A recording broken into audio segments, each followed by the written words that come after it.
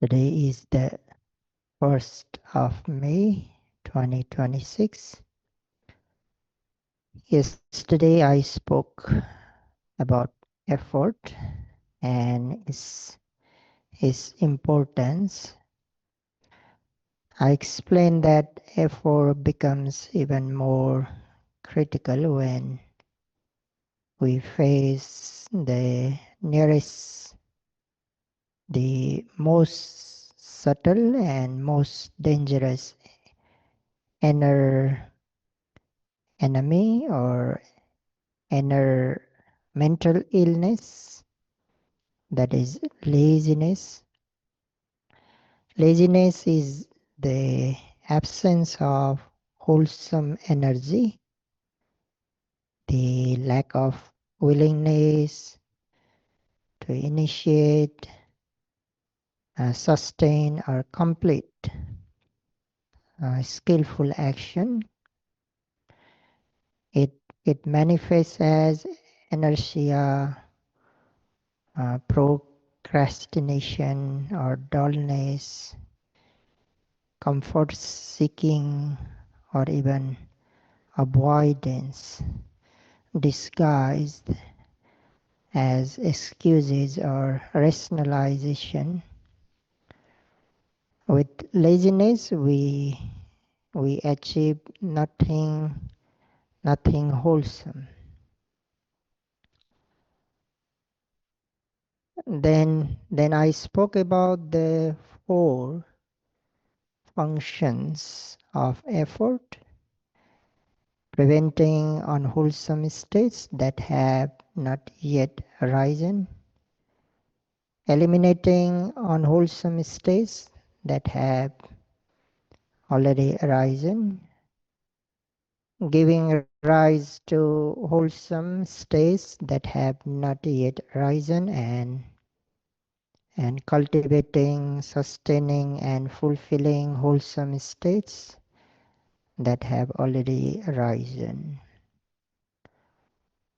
Although we speak of these four types of effort separately for the sake of explanation, in actual meditation practice, they are often united as a single moment of wise attention. In every moment of observation, the presently arising object, we simultaneously prevent unwholesome states, eliminate those that have already arisen, give rise to wholesome states such as mindfulness, concentration, and wisdom, and cultivate, sustain, and fulfill them. Since we have been discussing the prevention and immediate cure of mental defilements or illnesses, effort becomes a crucial factor in both preventing and overcoming them. However, effort alone, effort alone, even when accurately directed to meditation object, is not sufficient or fully effective. Uh, to make it truly effective, mindfulness plays a crucial role in both prevention and cure. Thus, at the end of the talk, I explained that as the mind is well directed, and an initial application is repeated again and again, application becomes sustained, allowing the mind to get close and connected with meditation object. Over time, the mind becomes to see things directly directly as they truly are. However, at the beginning of practice, there is neither deep knowledge nor fully developed mindfulness. What is present is simply perception, which recognizes and records the object. As perception becomes firm and steady, it gives rise to mindfulness, which has the characteristics of non-wobbling. Non-wobbling or non-superficiality is a defining characteristic of sati.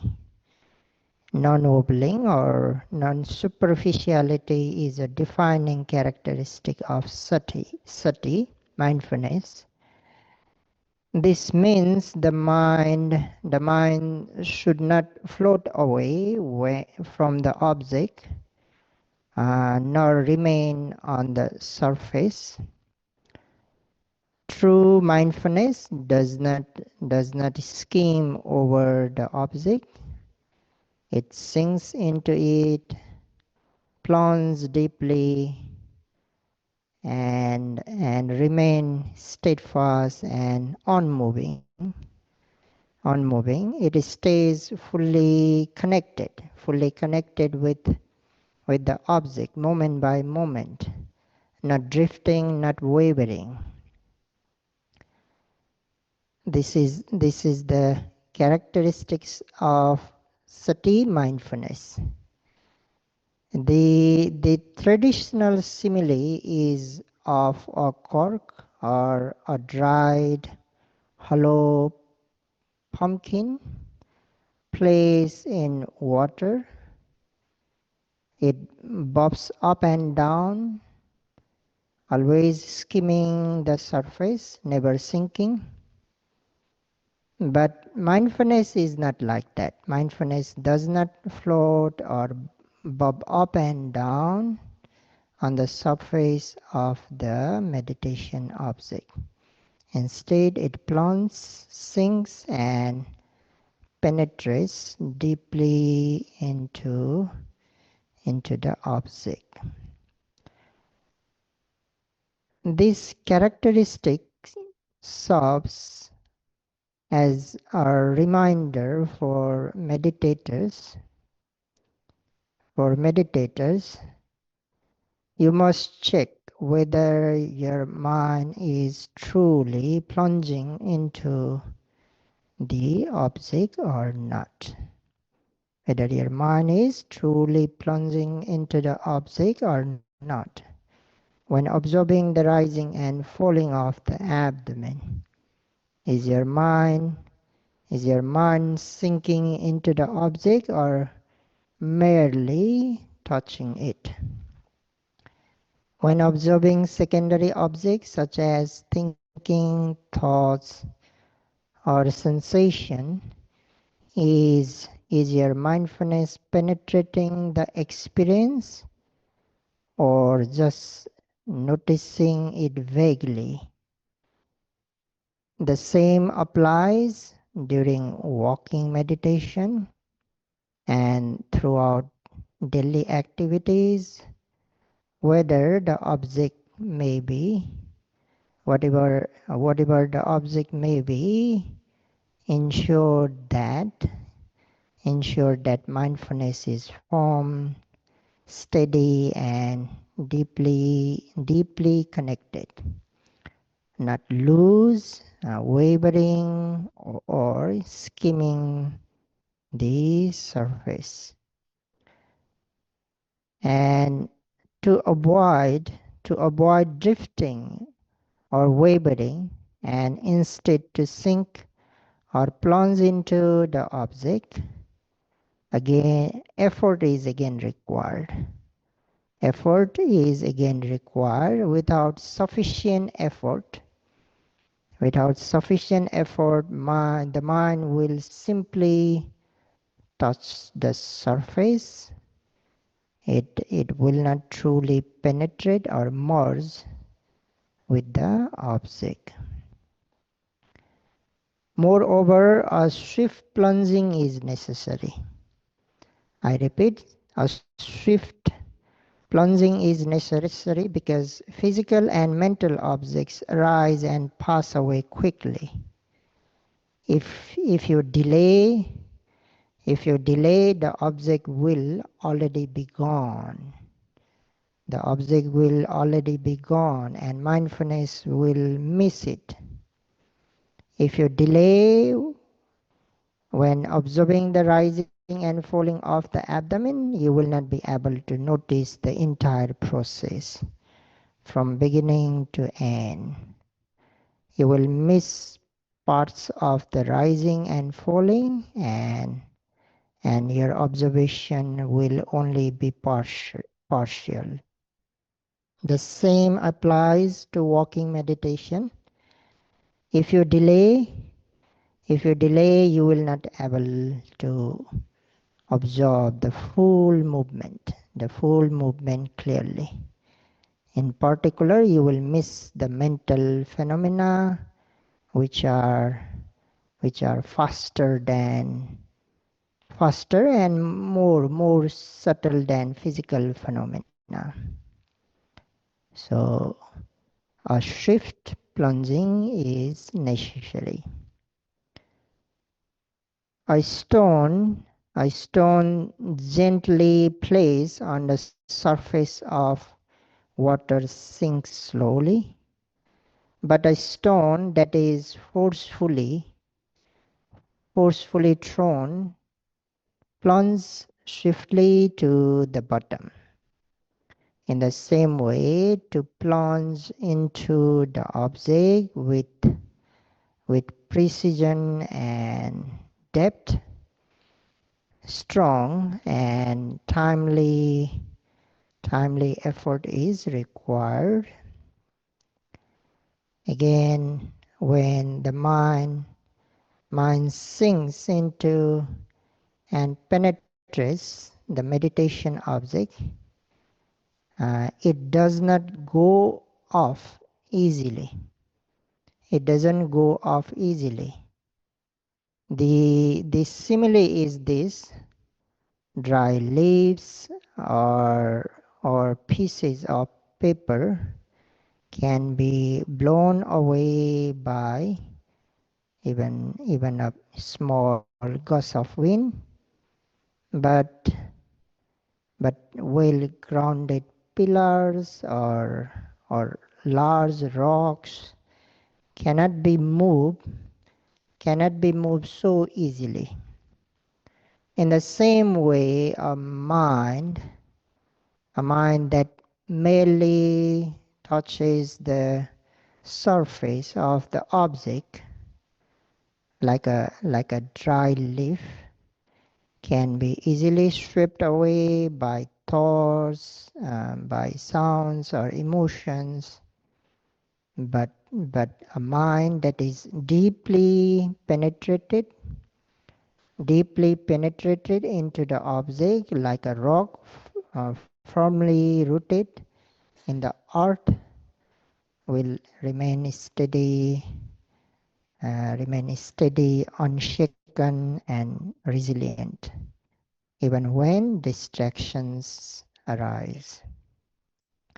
So this is the power of well-established mindfulness.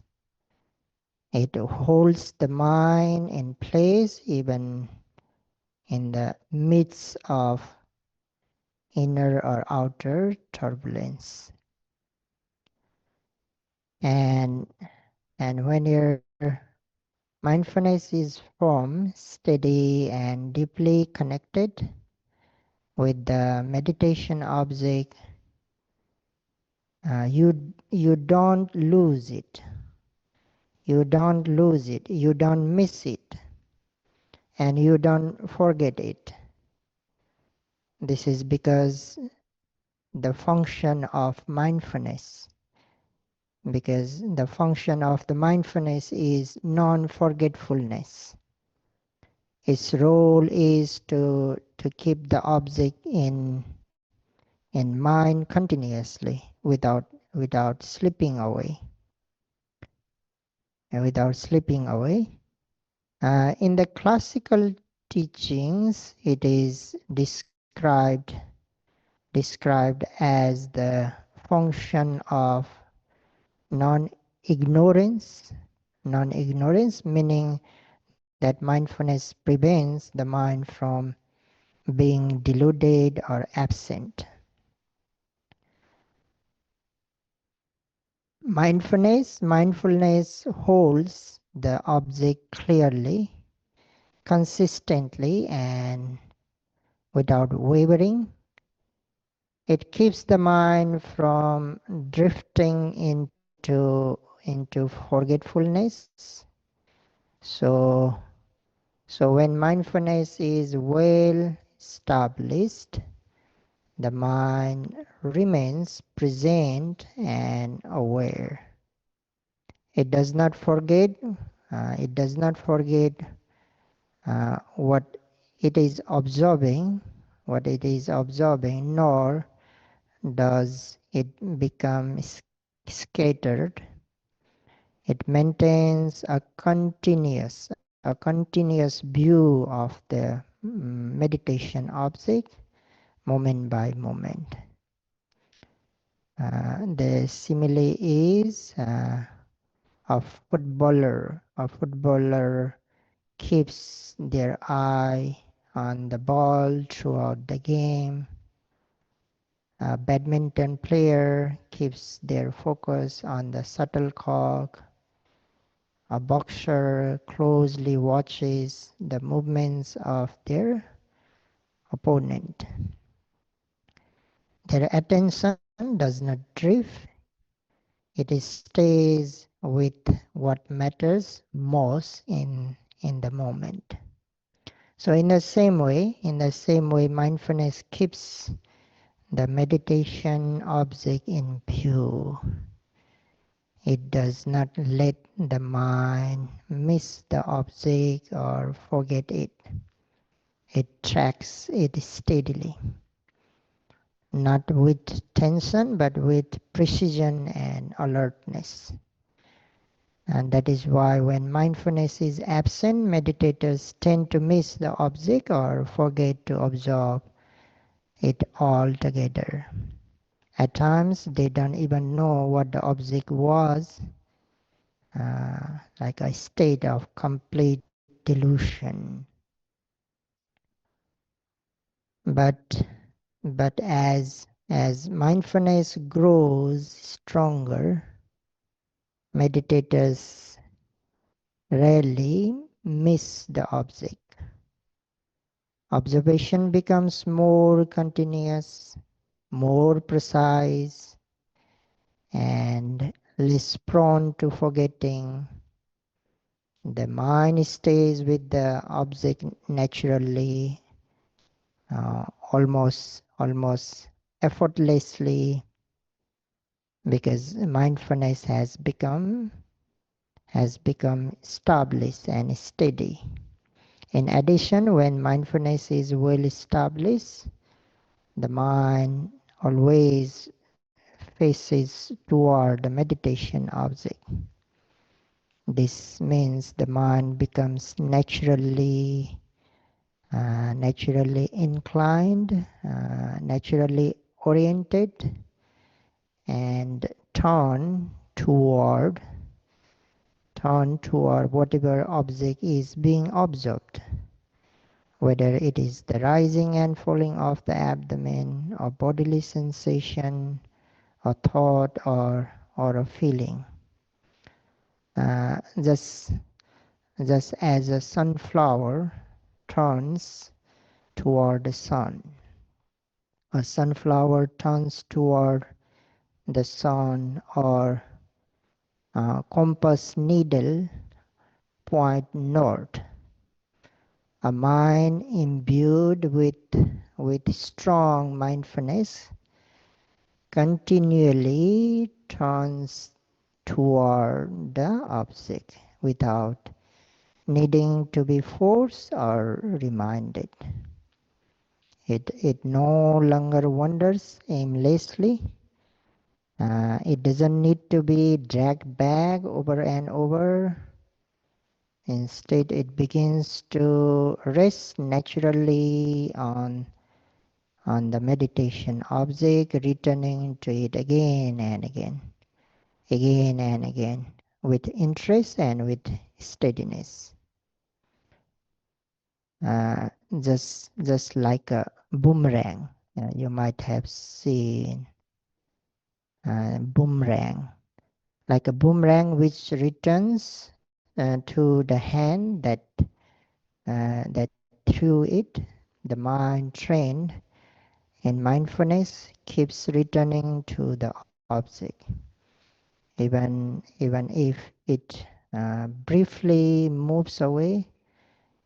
It comes back automatically, almost by habit, because its orientation has been firmly set.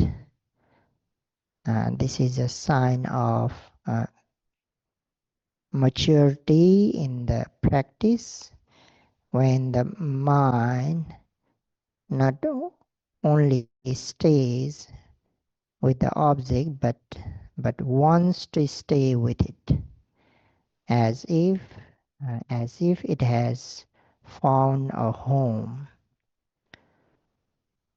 And this facing toward the object, facing toward the meditation object, is the manifestation of the mindfulness.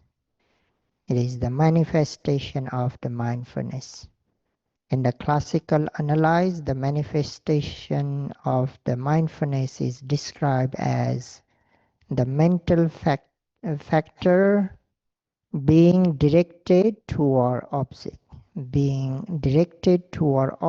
or facing the object.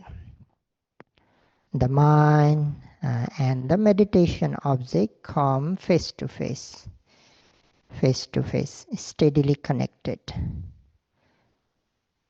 So how how do how do we train the mind to face toward the object? By acting like a spider. A spider rests quietly at the center of its web.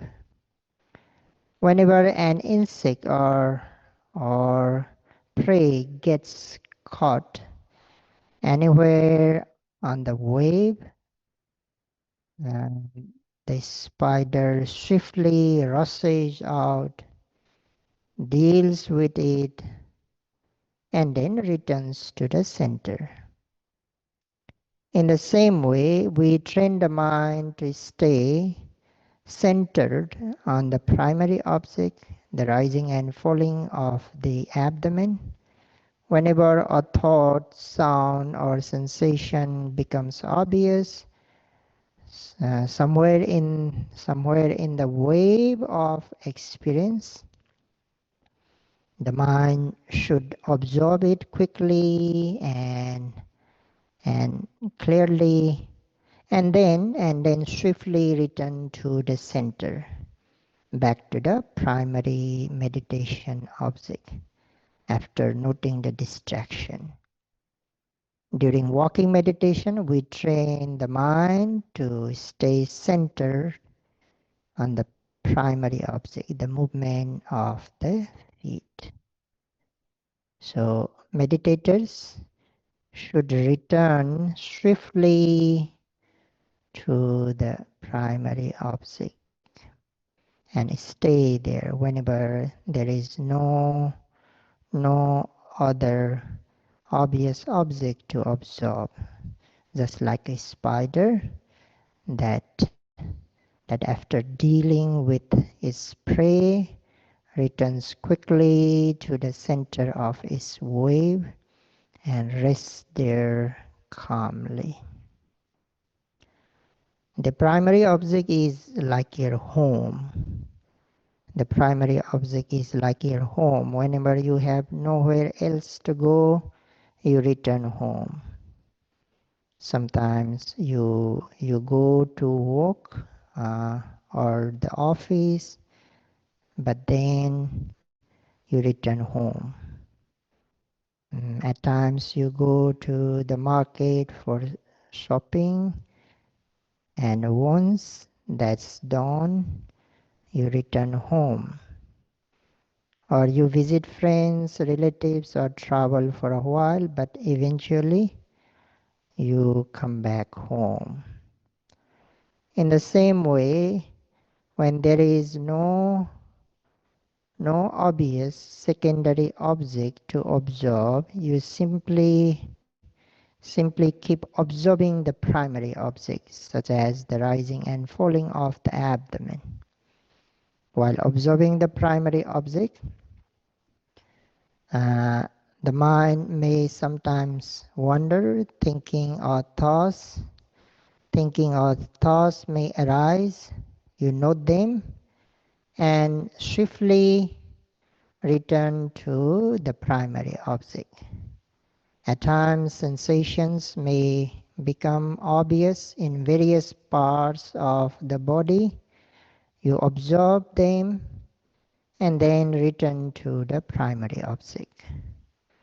Likewise, when seeing, hearing, or smelling becomes clear and noticeable, you note those experiences and then quickly return to the primary object, your mental home, let's say your mental home. In this way, we train our mind not to become lost or distracted, but to remain steadily focused on the meditative object. So this is the first manifestation of mindfulness, facing toward the meditative object. The The second manifestation is protection. In fact, it is the best protector of the mind. Mindfulness is the best protector of the mind and the most effective mental factor to prevent mental defilements or mental illnesses. That is why the Buddha always admonished his followers to maintain the protection of mindfulness. To maintain the protection of mindfulness, or to dwell guarded by mindfulness.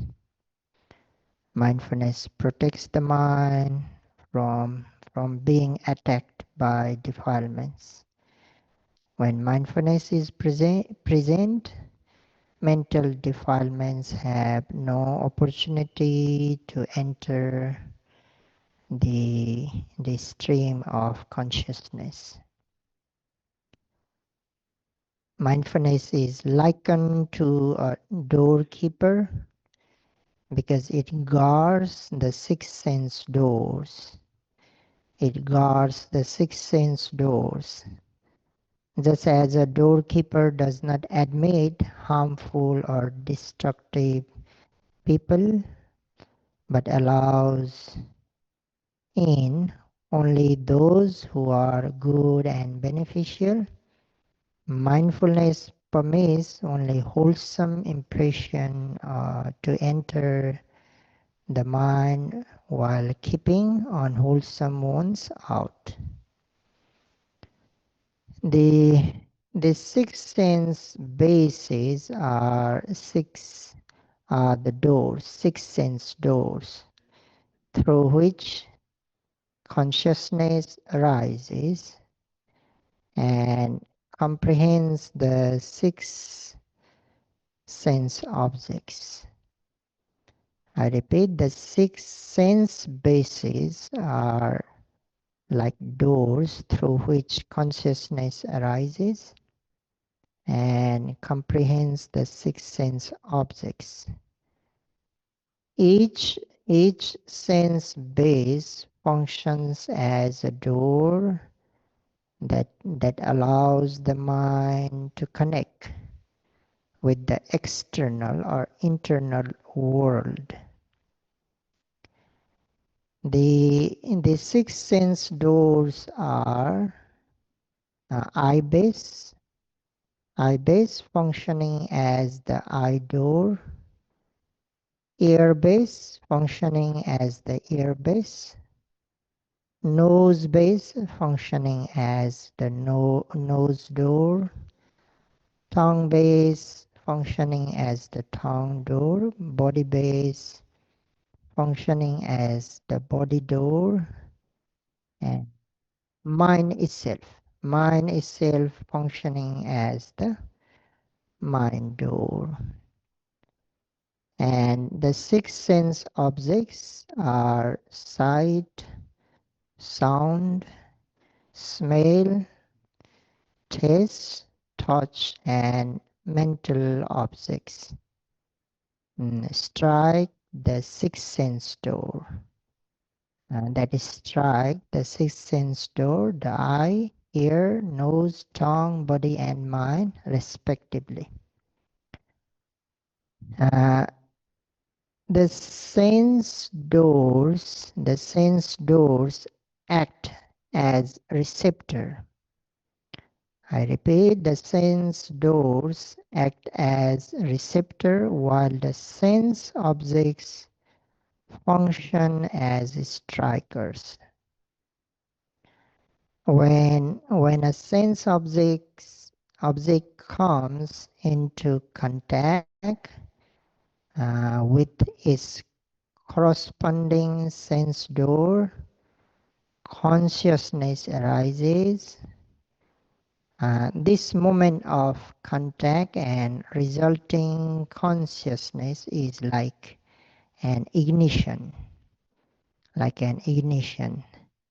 And this process can be compared to striking a matchstick against a matchbox. The matchbox represents the sense door receptor. The matchstick represents the sense object striker. The resulting flame represents the arising of consciousness, ignition. Just as a fire arises when the striker meets this right surface, consciousness arises when a sense object meets its corresponding sense base under suitable conditions. When a visible form strikes the eye base, seeing consciousness arise. When a sound strikes the ear base, hearing consciousness arises. When a smell strikes the nose base, smelling consciousness arises. When a taste strikes the tongue base, tasting consciousness arises. When a tangible object strikes the body base, touching consciousness arises, and when a mental object strikes the mind base, mind consciousness or comprehensive consciousness arises. So at, at the first moment of their arising, these consciousness are neither wholesome nor unwholesome. They are karmically neutral. They are neutral. They simply register the object. However, if mindfulness is absent, defilements such as craving, aversion, or delusion can quickly follow. Without mindfulness, the mind tends to react habitually, allowing unwholesome mental states to arise and take hold. So that is why we need a strong and reliable guard to protect the stream of our consciousness from the intrusion of defilements. And that trustworthy guard is none other than mindfulness. Mindfulness does not allow defilements such as craving, aversion, and delusion to enter. When mindfulness is present, the mind remains clear, stable, and protected. When it is absent, the doors are left unguarded and unwholesome states can easily slip in. And again, a doorkeeper does not merely stand at the door and observe who comes and goes. A skilled doorkeeper also blocks and defends. In the same way, mindfulness does not just passively notice what is arising through the six sense doors, like sight, sound, smell, taste, touch, and thought, but it also blocks unwholesome influences such as greed, hatred, restlessness, or delusion from entering and taking root in the mind. And it defends the inner peace, clarity, and wisdom that we are cultivating through our practice. Just as a well-trained guard can recognize threats before they cause harm, mindfulness is protective. Mindfulness is protective, catching the early signs of the defilements and preventing them from influencing thoughts or speech or action. But without mindfulness, the doors are wide open. The mind is left vulnerable, easily overwhelmed by sense impression and reactive patterns. But with mindfulness, guarding, blocking, and defending, we maintain the protection. We maintain the protection. So, the fully liberated noble ones, like arhantas, have complete 100% protection by mindfulness.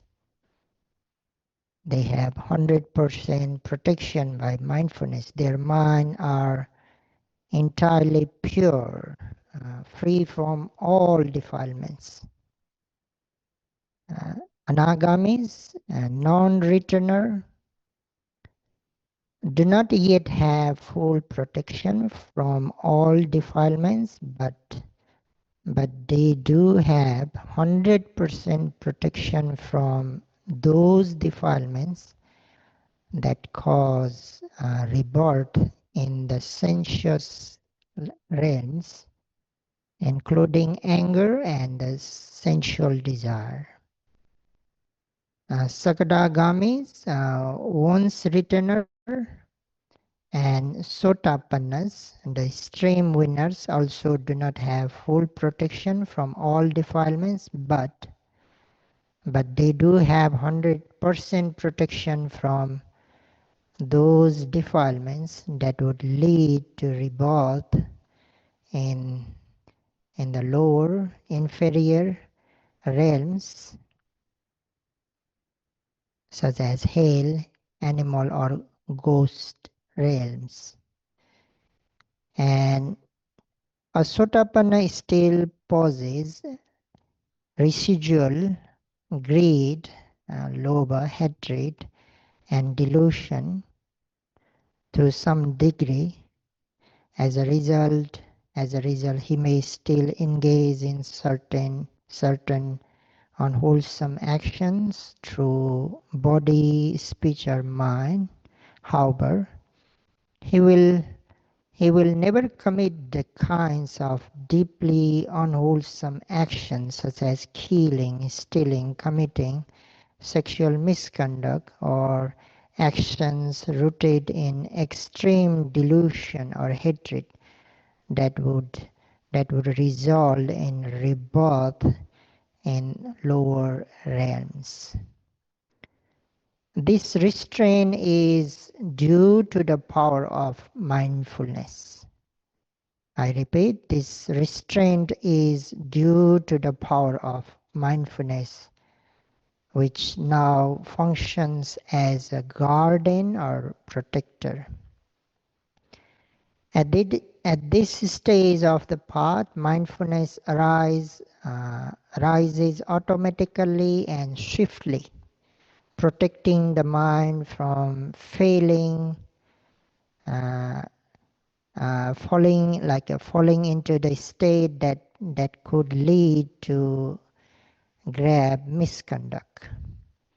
This protective aspect of mindfulness is why it is called one of the five controlling faculties. It governs and restrains the mind, helping to maintain the alignment with Dhamma. So those who are practicing diligently in meditation can reflect on their own experience when mindfulness is truly strong. Even if greed arises, mindfulness immediately follows it, notes it, and removes it. When anger arises, if mindfulness is strong, it immediately follows the anger, absorbs it, and removes it. As a result, defilements like greed, anger have no opportunity to manifest through physical and verbal actions. So, if ordinary mindfulness during practice can be this protective, then how much more powerful must be the mindfulness of the Sotapanna be. So with strong mindfulness, when mindfulness unwholesomeness impulses are intercepted at the mental level before they can manifest into speech or bodily action. Then Asotapanna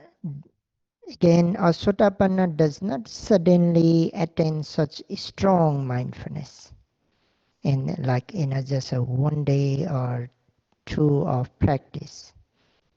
Like yogis who are practicing diligently now, they must put in continuous and determined effort, progressing step by step, stage by stage, until they reach that state. Until they reach that state.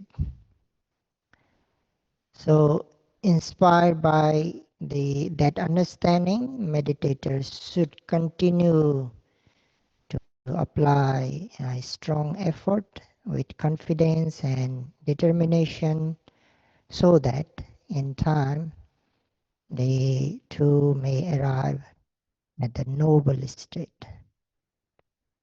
That is why meditators should strive diligently with a great willingness and faith to develop mindfulness in each and every moment. If you are practicing sitting meditation, with each rising and falling of the abdomen, you should wholeheartedly aim to establish the protective mindfulness.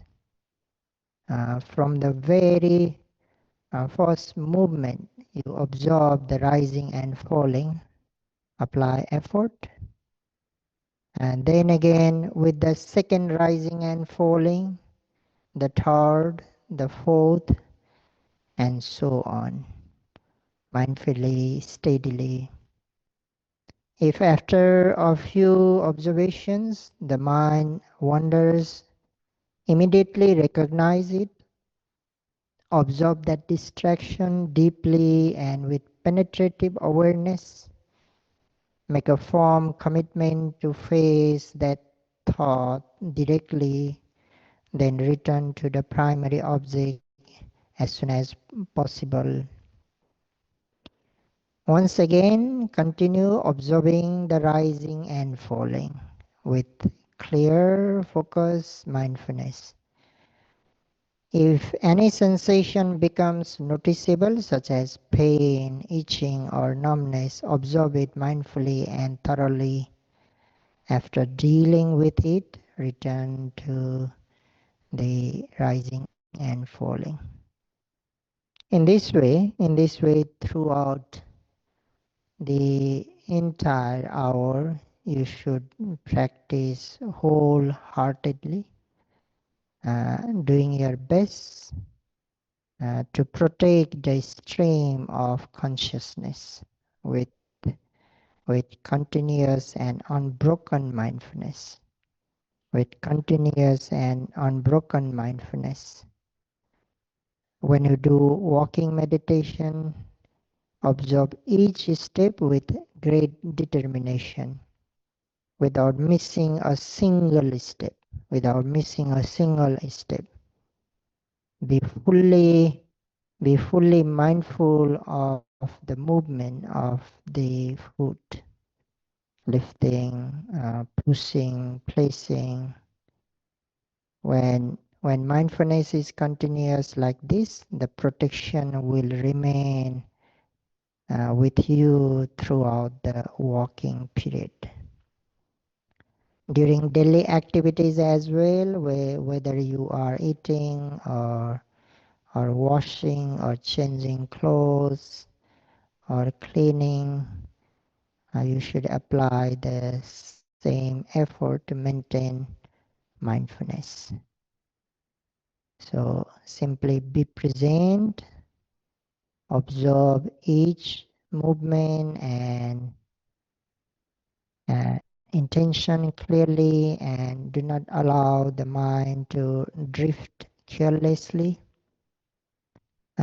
Just as in sitting and walking meditation, the key is to guard a stream of consciousness, to guard a stream of the consciousness with moment by moment awareness.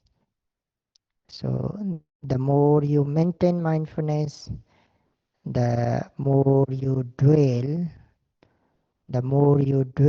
under the protection of sati mindfulness, the very protection relied upon by the noble ones themselves. So the stronger the mindfulness, the stronger the protection. The stronger the mindfulness, the stronger the protection. So for this reason, you should try your best. You should try your best to strengthen mindfulness by observing continuously, without gaps, without forgetfulness, The more consistent and focused your mindfulness becomes, the more powerfully it protects the mind from defilements and distractions. So that's why may all yogis uh, try your best to strengthen mindfulness by observing continuously without gaps, without forgetfulness, and observing continuously without gaps, without forgetfulness. May you be able to develop a strong mindfulness, and may you be able to protect the mind from defilements or mental illnesses.